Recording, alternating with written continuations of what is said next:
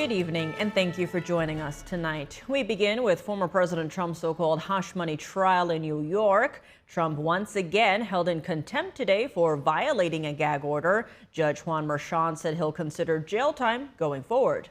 This has never happened in this country before. It's a ridiculous thing, and I'm not supposed to be talking about it.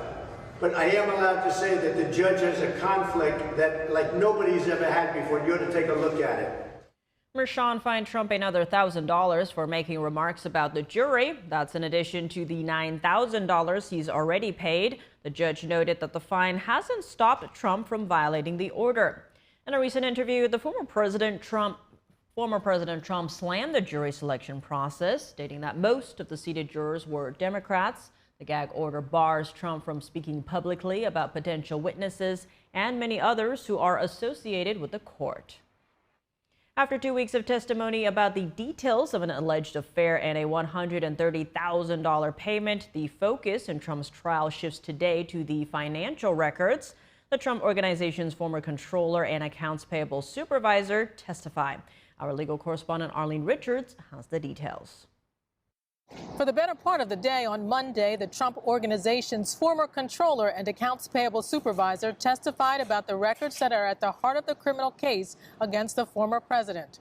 The prosecution has accused Trump of falsifying business records to cover up the fact that he was reimbursing Michael Cohen for the $130,000 payment he made to Stormy Daniels. The prosecution laying the groundwork for the 34 charges in the indictment that say Trump mislabeled monthly payments made to Cohen as legal expenses. First up, Controller Jeff McConney. He testified that he learned about the so-called hush money payment when the former chief financial officer, Alan Weisselberg, told him they had to reimburse Cohen. Then McConney saw Cohen's bank statement showing the bank transfer to Daniels' attorney in the amount of $130,000. McConney said the payment included a $60,000 bonus that Cohen had been complaining about and a different $240,000 reimbursement. The payments were made in $35,000 installments over the course of 12 months. On cross-examination, McConney said there was a period of chaos after Trump became president, and the way they did business changed. He said he worked closely with Weisselberg and never spoke to Trump about the payments. But he confirmed to the prosecution that he was not privy to conversations Trump had with Weisselberg. He just did what he was supposed to do. Witness Deborah Tarasoff took the stand next. She is Trump's accounts payable supervisor. Tarasoff similarly reviewed invoices confirming that she made payments to Cohen at the direction of McConney, who she reported to. On cross-examination, she testified that she did not get permission from Trump to generate the checks. She relied on approvals from McConney and the CFO, Alan Weisselberg. Trump was the sitting president during the time that the payments were made to Cohen. Tarasoff testified that when the checks went out, she didn't know where they went, but when they returned, they were signed by Trump. Arlene Richards reporting from the criminal courthouse in Manhattan. The White House is urging Hamas to, quote, come clean about its intentions after saying it's accepting a temporary ceasefire deal. Israel, accusing Hamas of trying to trick the public, has now begun targeted strikes in eastern Rafah. NTD's White House correspondent Iris Tao has the latest in the ceasefire talks. Hamas said on Monday that it's now agreed to a temporary ceasefire deal brokered by Qatar and Egypt. But Israeli Prime Minister Benjamin Netanyahu's office says Hamas's proposal is far from Israel's requirements, and an Israeli official told the Times of Israel that Hamas is playing, quote, tricks and games. The White House saying it's reviewing Hamas's response and also called on Hamas to come clean about its real intentions. Watch. You know who hasn't answered a single question about his intentions and what games he might be playing or where he intends to take this? Mr. Sinwar, the head of Hamas. And I think it's high time that he answers some of these questions and he come clean about what his intentions are. Israel, after telling civilians in parts of Rafah to evacuate, on Monday said it's begun striking Hamas terrorists in eastern Rafah.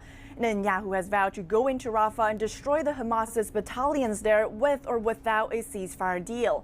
But this morning, President Biden, in a call with Netanyahu before news broke about Hamas accepting a deal, and told Netanyahu that the U.S. opposes a Rafah operation. Our support for Israel's security remains ironclad. And the president was consistent again this morning that we don't support ground operations in Rafah that would put the majority or even any of the civilians there at any greater risk. And the White House, declining to go into details of the hostage deal, says negotiations are now in a critical and sensitive stage. Reporting from the White House, Iris Tao, NTD News. And we have more updates on the Israel-Hamas war. The Israeli military is ordering people in Rafah to evacuate. The Israeli military began dropping leaflets, sending text messages, and making phone calls in eastern Rafah on Monday, asking around 100,000 people to evacuate. The military included a map of designated humanitarian areas around Han Yunis. Inside Rafah, Palestinians were seen dismantling their tents and fleeing. We are dismantling the tent for the fourth time. We were displaced from the north to Khan Yunis. We are currently in Rafah facing displacement once again. We also fled to Jabalia. Now we're following the Israeli army's orders to move to the safe areas in Al-Mawasi in Khan Yunis. The IDF said Israel is preparing a limited scope operation. Around the same time, the Israeli government kicked Al Jazeera, which is funded by Qatar, out of the country. Authorities confiscated broadcast equipment in Jerusalem, and they're removing the channel from cable and satellite platforms and blocking its websites. Israeli officials said the network promotes Hamas propaganda and poses a threat to national security. On Sunday, Hamas fired missiles on the Kerem Shalom crossing connecting Israel, Gaza, and Egypt. They targeted an IDF compound near the crossing and killed 4 Israeli soldiers. The border crossing is crucial for the delivery of humanitarian aid into Gaza. It remains closed for the time being. Reporting by Allison Lee, NTD News. Chinese Communist Party leader Xi Jinping is touring Europe this week, his first visit in 5 years, amid strained relations over trade issues and the Ukraine war. NTD's France correspondent David Vives talks to a French senator about the goal of the visit. Since the first day of Xi Jinping's tours in Paris, the French president seemed to be distancing himself from his Chinese counterpart. Rather than greeting him at the airport as protocol would dictate, Emmanuel Macron opted to meet him alongside the EU Commission President Ursula von der Leyen, a move that appeared to prioritize the EU stance.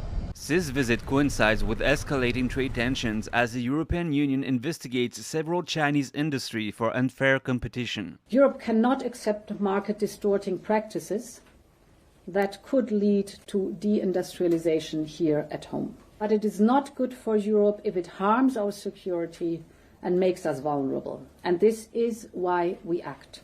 The EU Commission would also like China to step back from military support to Russia. We've also discussed China's commitment not to provide any lethal equipment to Russia. More effort is needed to curtail delivery of dual-use goods to Russia that find their way to the battlefield.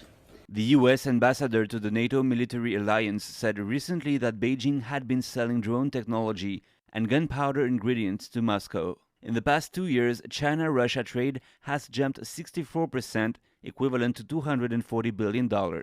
Russian President Vladimir Putin is said to visit China later this month. In brief comment, Xi said he viewed his relation with Europe as a priority. However, the main takeaway of Xi's visit might not just be about trade relations. In a press conference at the Senate today, French Senator Olivier Cadic says the CCP's first secretary has geopolitical objectives. The Chinese first secretary needs to keep the European Union as far away from the United States as possible in order to isolate the United States. It's easy to understand their whole strategy, which is to try and divide us. So he will try to convince President Macron to separate from the United States, be autonomous, to take him down that road. After France, Xi Jinping will head to Serbia and Hungary. These countries have close ties with Russia while talking with European neighbors. His second strategy is to separate and divide us within the European Union. And it's no coincidence that I chose to go to Budapest. And of course, if he chooses to go to Serbia, it's only because it's one of the major candidates for membership of the European Union. Xi will visit a South France city on the 7th and will then head to Budapest on the 8th. David Vives, NTD News, Paris. A violation of human rights in Russia. The meditation practice of Falun Gong, also known as Falun Dafa, has been heavily persecuted in China since 1999. Now, Russia may be looking to deepen its ties with the Chinese regime by following its lead. We turn now to NTD's Jack Bradley at the State Department. Russia is now the only country outside of Communist China to incarcerate a practitioner of the spiritual practice Falun Gong, also known as Falun Dafa. It appears to stem from Russia's increasing economic reliance on China. A Moscow court on Saturday sentenced 46-year-old Falun Gong practitioner Natalia Minenkova to 2 months in jail for her faith. This comes a day after Russian authorities raided the homes of 4 Falun Gong practitioners. Falun Gong is a spiritual practice based on truthfulness, compassion, and forbearance. Following the incident, Senator Marco Rubio said in a statement, quote, "Beijing and Moscow have for years undermined religious freedom as they actively target anyone who is simply trying to live out their faith. As the Kremlin continues to persecute Falun Gong practitioners, the international community must condemn these actions." National Security Advisor Jake Sullivan said on Saturday at the Financial Times Weekend Festival in Washington, D.C., that the incident comes as no surprise. Russia is increasingly relying on China for a lot of things, particularly as they have lost other avenues economically, technologically, and otherwise. So this is a relationship that we look at closely, carefully. Executive Director of the Falun Dafa Information Center, Levi Browdy, told NTD the closer a country gets to the Chinese Communist Party, the more that country will try to appease them. Going after dissidents of the Chinese regime, going after people who are speaking out against the tyranny of the CCP. It remains to be seen how the U.S. will respond to China's spread of its persecution of Falun Dafa into Russia. This as China has increasingly been propping up Russia with economic and technological support. Reporting from Washington, D.C., Jack Bradley, NTD News.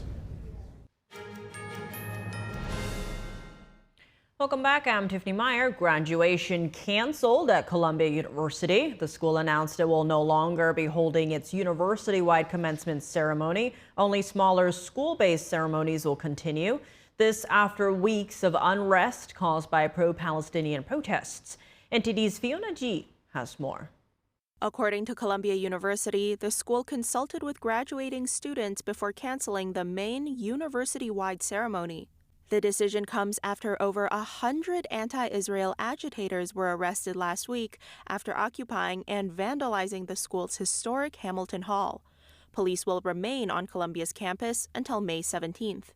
House Speaker Mike Johnson is now calling on Columbia University's Board of Trustees to fire President Manoush Shafik. In response to the anti-Israel demonstrations on campus, 13 federal judges are now refusing to hire any student or graduate of Columbia University. At the University of South California, police dispersed a second pro-Palestinian encampment Sunday. No arrests were reported. The University of California, Los Angeles announced that the school will operate regularly starting today. This comes after classes were canceled last week due to anti-Israel protests that turned violent. At the University of Michigan and Northeastern University, commencement went ahead with increased security over the weekend. Other universities continue to face unrest. Students at Princeton University have begun a hunger strike. At New York University, over 5,000 alumni wrote to school administration, giving pro-Palestinian demonstrators their support. Harvard University warns that protesters will be put on involuntary leave. Protests have now spread to universities in England, France, and Italy. Protesters continue to demand that schools divest from Israel. Fiona G., NTD News. And on Capitol Hill, 2 House committees are asking top D.C. officials and education administrators to testify this week about the campus protests. NTD's Washington correspondent Luis Martinez has more. On Tuesday, Secretary of Education will testify before the House Committee on Education, and lawmakers are expected to grill Secretary Cardona on his testimony before the Senate last week and also on his response to anti-Semitism on college campuses. That's the most important thing to me, to make sure that our kids are safe on campus. Do you have people at Columbia right now on the scene to see what's going on there? Do you have staff there to watch? I do not have staff at. Does the Civil Rights Office have somebody up there? I do not have staff at the Columbia University. On Wednesday, the House Oversight Committee will depose the mayor of D.C. and the chief of police of the District of Columbia regarding the encampment of pro-Palestinian protesters at the George Washington University and the alleged unwillingness of police to assist the university in removing unlawful protesters. We want to follow the money trail to see if there are outside groups that are paying for these types of activity. It is also expected that this week, Representative Marjorie Taylor Greene will activate her motion to vacate the speakership, putting Speaker Johnson's leadership to a test. Reporting from Washington, D.C., Luis Eduardo Martinez, NTD News. How will these protests impact President Biden and the Democratic Party? Earlier, I spoke to David Carlucci, Democratic strategist and former New York State Senator. David Carlucci, thank you so much for joining us. Great to have you back on the show. Good to be with you. Thank you. Now, as campuses erupt in pro-Palestinian protests across the nation, what does this mean for the youth vote? How big of an impact will it have on President Biden? Well, I don't think it'll have much of an impact. Of course, a lot of people are pontificating about what this means. But if you look at the Gen Z vote in the 2024 election, you have 41 million eligible Gen Z voters, and you have only about 50 college campuses that have protests. And yes, these are very vocal and very animated individuals, but I don't think when you look at the overall percentage, and then you add to that polling that we see and what are the top issues for young people, and this issue in terms of what's going on in Gaza is really single digits. And so I don't think it'll have much of an impact on President Biden, and particularly if he stays the course like he has done. He has said this will not impact his policy decisions as it relates to Israel and Gaza. So I don't think this will really have too much of an impact on President Biden. On that note, President Biden's been telling reporters at the White House, quote, dissent is essential to democracy, but dissent must never lead to disorder or to denying the rights of others so students can finish the semester and their college education. Now, today, Columbia University announced that it's canceling its main commencement event, and these are the same students who missed their high school graduation due to COVID. What are your thoughts on that?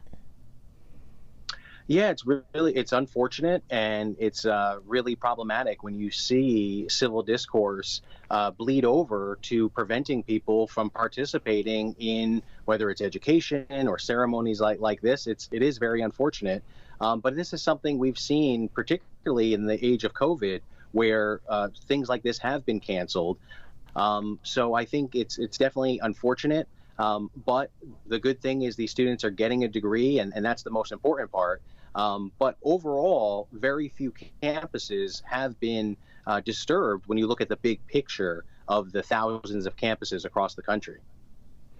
And David, you're actually a former New York State Senator. What's your view on the NYPD's response to these protests at either Columbia, NYU, or even the New School? Well, my heart goes out to our law enforcement because they're doing the toughest job there is. Right? They want to diffuse the situation. They want to keep people safe, and particularly those that are protesting, they want to keep safe.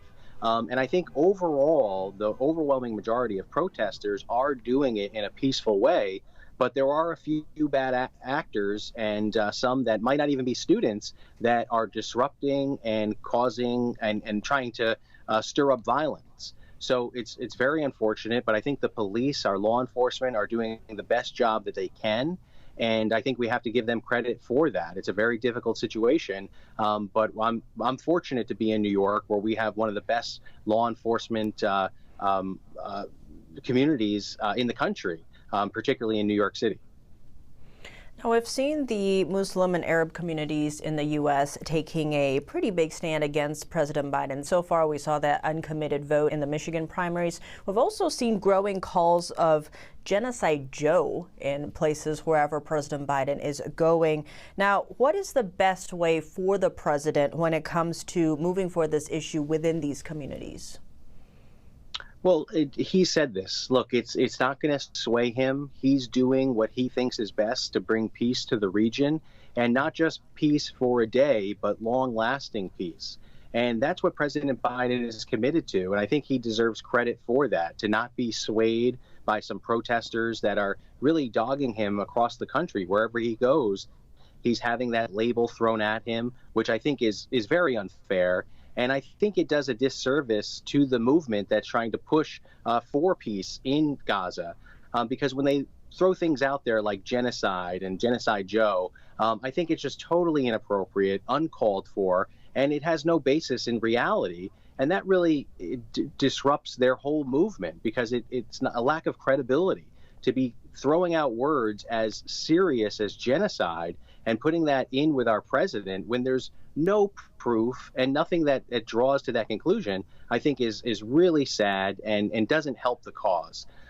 President Biden is doing what he can to bring peace to that region, and I understand that people are frustrated, but that's where it stands. It's frustration, and not like standing out or sitting out on this election is going to help their cause at all. There's a binary choice between Joe Biden and Donald Trump, and you have to ask yourself that serious question of who's going to be better on the issues, particularly this issue, for them. On that note, what about the Jewish vote? We've seen since the 1960s, the majority of the Jewish vote has gone to the Democrats. Do you see that changing or staying the same? Well, I think that has evolved over time. You see more and more, particularly in the ultra-Orthodox community, rallying behind Republicans. But I think it's anyone's game there. I think the Jewish vote is one that has to be courted, like many others. And politicians have to earn that vote and not just take it for granted. And I think that's what you see. I think Democrats and Republicans are jockeying for that vote, and they have to deserve it. And I think President Biden, when you look at what he's done, particularly to combat anti-Semitism, he's not just talking the talk, he's walking the walk. And I hope that those actions will reverberate to the community to see what's really happening, and that they will stand behind him in taking those actions. David Carlucci, thank you so much for your time. Good to be with you. Thank you. Welcome back. If you're just joining us now, here are some of today's top headlines. The judge in former President Trump's hush money trial ruled that Trump violated his gag order a 10th time and fined him $1,000. The judge threatened to give Trump jail time for future violations. Trump was in court for the third week of the trial. Jeff McConney, former controller and accounts payable supervisor at the Trump Organization, testified about the business records that are at the heart of the case. The Israeli military ordered around 100,000 people to evacuate from eastern Rafah. The Israeli Air Force began bombing Hamas targets in Rafah in preparation for the planned ground operation. The Hamas terrorist group said it is agreeing to a 6-week hostage and ceasefire deal. The Biden administration says Hamas needs to come clean about its intentions. And Israel said the deal that Hamas agreed to is not the framework that was agreed upon with mediators. Joining me now to discuss these latest updates in the war is Middle East Affairs analyst Gerard Filitti. He is also senior counsel at the Lawfare Project. Gerard, thanks so much for joining us. Good to see you again. Now, Hamas has accepted the latest ceasefire proposal from Egypt and Qatar, while Israel says it's unacceptable. Now, Hamas made this announcement shortly after Israel ordered evacuations for parts of Rafah. How do you read the timing of Hamas's move? The timing is very suspect, and what we're learning now is that what Hamas seems to have accepted or agreed to is not the proposal that had been on the table 10 days ago that Israel had agreed to. In essence, Hamas is making it up as it goes along. It is inventing its own ceasefire agreement and then accepting it, putting pressure on the Israeli government and on the United States to put pressure on Israel to agree to a ceasefire or else look bad in going into Rafah. So this really is a clever political move by Hamas to build sympathy among Western powers, but it is not a true ceasefire because there was no meeting of the minds. There was no agreement onto terms. Hamas is literally making it up as it goes along. Expanding on that, some analysts say that it is a calculated strategy on the part of Hamas to increase pressure on Israel, both from the international community and families of the hostages. Would you agree with that?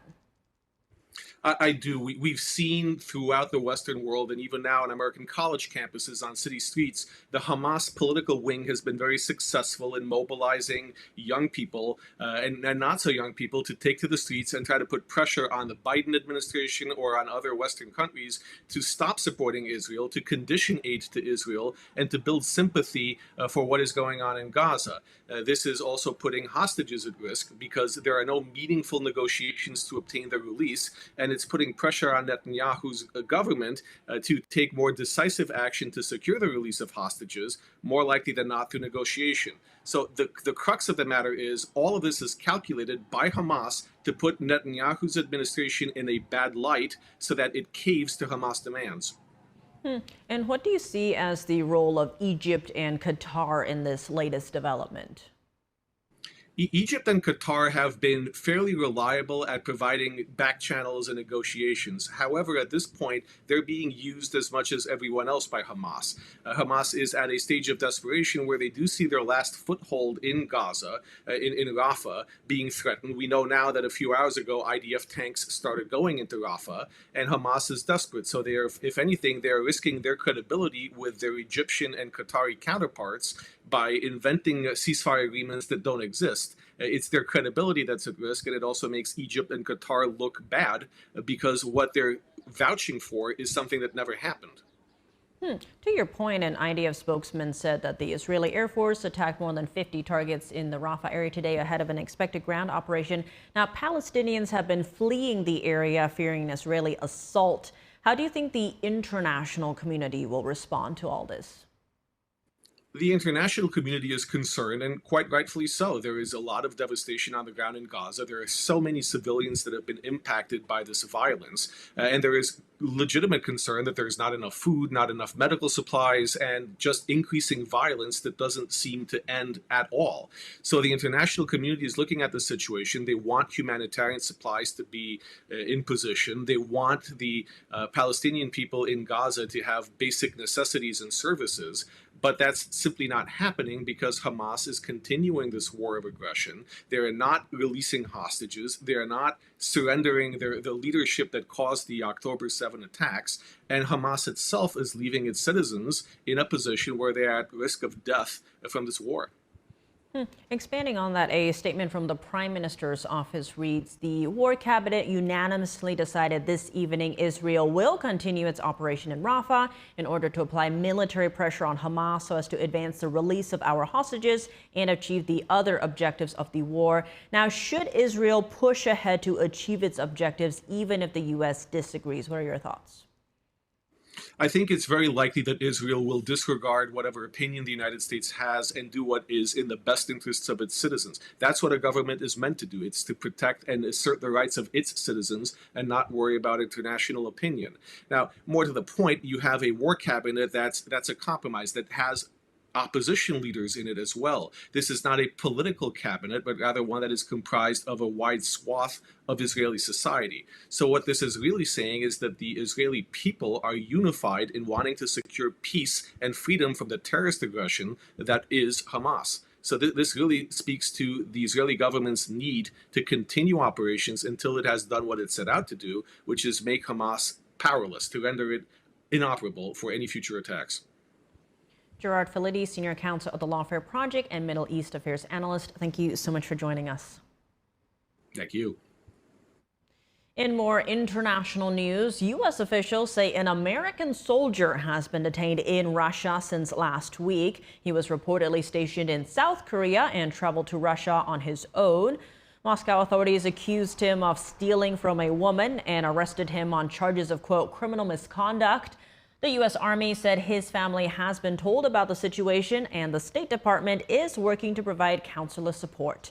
The soldier is just one of several Americans who are detained in Russia. Millions are bracing for severe weather this week as some are still recovering from disastrous weather the week before. The stormy weather over the weekend wreaked havoc in the Midwest through Texas. Millions of people in the central U.S. are bracing for powerful storms Monday, including long-track tornadoes, hurricane-force winds, and baseball-sized hail. According to the National Weather Service's Storm Prediction Center, much of Oklahoma and parts of Kansas are at the greatest risk of bad weather. Areas in Oklahoma, such as Sulphur and Holdenville, are still recovering from a tornado that killed 4 and left thousands without power last week. Both the Plains and Midwest have been hammered by tornadoes this spring. With the forecast, Oklahoma City Public Schools and several metro area school districts began canceling all after-school and evening activities. The last time a high risk was issued was March 31, 2023, when a massive storm system tore through parts of the South and Midwest, including Arkansas, Illinois, and rural Indiana. The entire week is looking stormy across the U.S. The eastern U.S. and the South are expected to get the brunt of the bad weather through the rest of the week. In Texas, a child died after being swept away in floodwaters north in the Fort Worth area. Hundreds of people have been rescued from flooded homes and roads. Over the last week, areas near Lake Livingston, located northeast of Houston, have gotten upwards of 23 inches of rain. In California, the spring storm over the weekend drenched the San Francisco Bay Area and closed Northern California mountain highways. It also set a single-day snowfall record for the season on Sunday in the Sierra Nevada. According to the UC Berkeley Central Sierra Snow Lab, the snow dropped about 26 inches of snow, making May 5th the snowiest day of the season at the lab.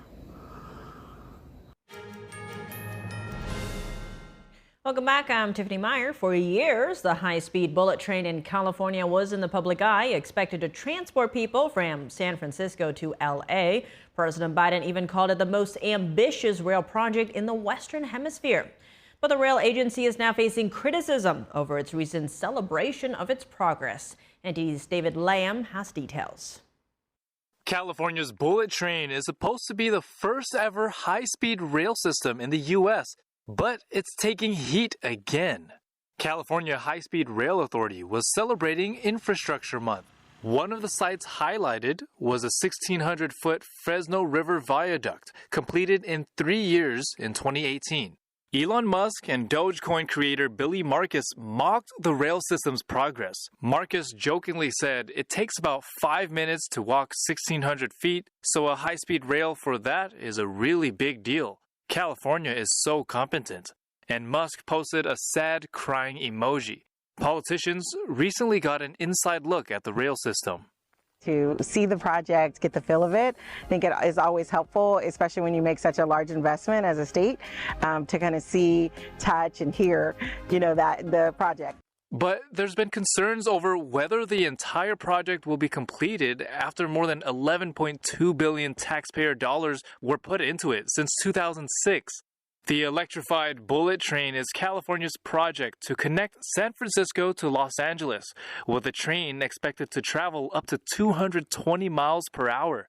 It was awarded $3.3 billion in new funds by the federal government in 2023. According to the CEO, the rail authority is making progress toward operations, including construction, design for project extensions, and procurement of train sets. David Lamb, NTD News, California.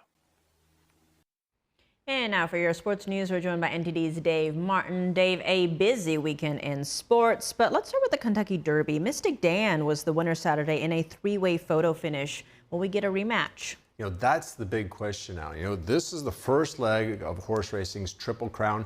The Preakness is next, but that's in just less than 2 weeks. It's a very quick turnaround for this. Mystik Dan's owners have not committed to this race yet. Who knows if they will, but it would be hard to top this one with Mystik Dan winning by a nose over Sierra Leone, who was just a nose ahead of National Treasure. It took several minutes to actually sort out who won. It was a photo finish. The race, meanwhile, drew a huge TV audience too. 16.7 million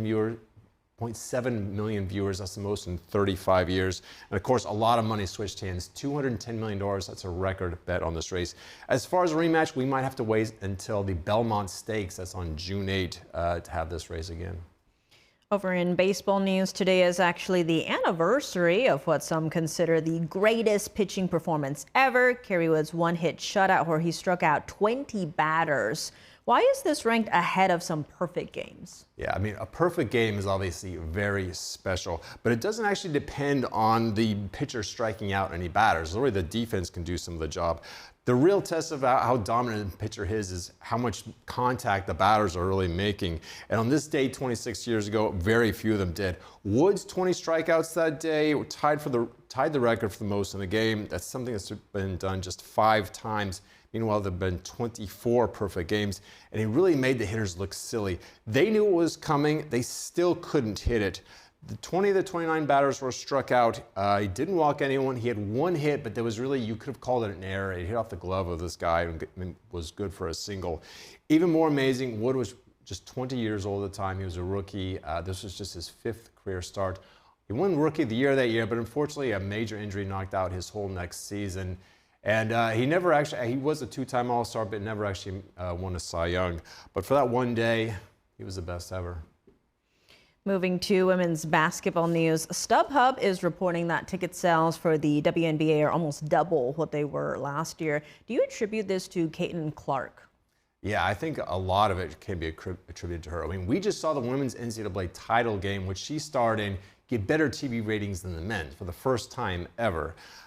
Plus, her last 3 collegiate games each successfully broke women's viewership records. Even her WNBA preseason game last week was a sellout. This is in Arlington, Texas, and it was just 20 miles away from where the Dallas Mavericks were playing the LA Clippers in Game 6 on the same night.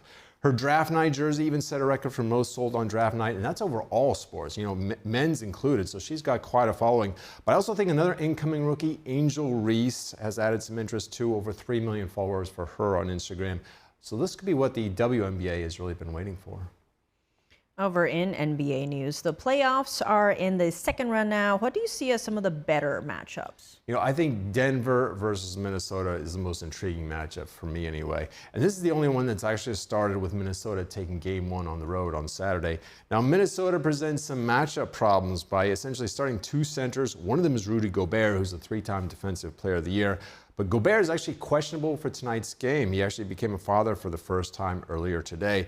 But maybe the bigger question is, who on Denver can slow down Anthony Edwards? I mean, this guy is really a budding star. He's like a basketball player in a football player's body. 6'4", 225 pounds. He scored a game-high 43 points in Game 1. If Denver is going to repeat as champion, they're going to have to figure out something for him. Now, tonight, we've got Game 2 of that series. We've also got Game 1 of the Knicks versus Pacers series. That's an old rivalry renewed, and that starts up tonight. Well, Dave, as always, thanks for joining us. Well, thank you, Tiff.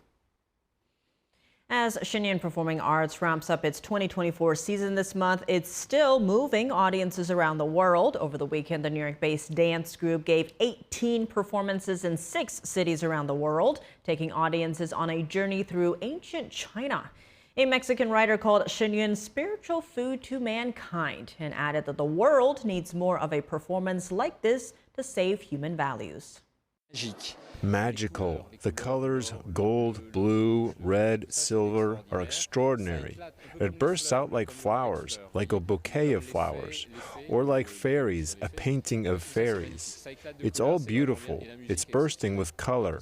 It's really good, and the music is exceptional. The live musicians along with the live dancers, and then also the film on the back of the stage is just amazing. It's all coordinated just beautifully. Traditional music and the instruments brings it all together. It sounds very, very authentic. The costumes, the dances, it's beautiful, but it also has a very profound message about communism and what we need to start looking out for here, because it can very easily happen to not be able to practice your religion or think freely because you're afraid. It's very sad. But they find a beautiful way to present it. Shen Yun's mission is to revive 5,000 years of divinely inspired culture and values from before communism. Theatergoers have been deeply touched by the effort and also took note of a deeper message. I'd really like to see us adopt the philosophy you presented to us for a better, more peaceful world. And today I'm calm because I've seen a lot of goodness this afternoon, a lot of Zen. All the dancers and musicians in this symphony orchestra are people of high moral character. The artists have worked hard for many years. They are perfectly trained. The performance gives nourishment for our spirit, but also has a very important goal: to rescue the human spirit from the claws of the red dragon. Bring the culture back to what it was. I think it's fantastic. Because everybody, history is very important to every culture, not just the Chinese culture, but our culture as well. And making people aware of what has happened also prevents, hopefully in the future, mishaps happening again. Audience members value the opportunity to learn about true traditional Chinese culture, and many said sharing is more than just a performance.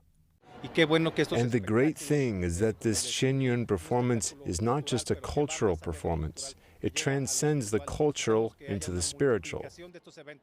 I sincerely hope that there will be more and more performances like this.